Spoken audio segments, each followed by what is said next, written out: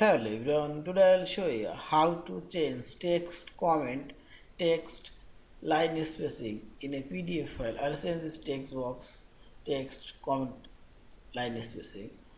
First select tools option and select comment option. Now double click on this text box and select your text.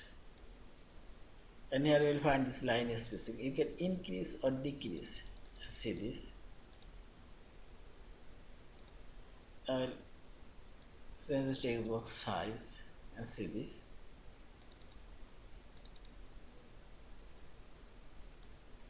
Also I'll decrease. See this. Line spacing changing and click here and decrease this and see this. Line spacing now change. Also increase this text box line spacing.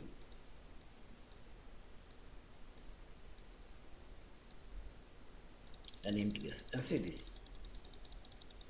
Yeah, this is. Thank you for watching. Please subscribe, like, share and comments.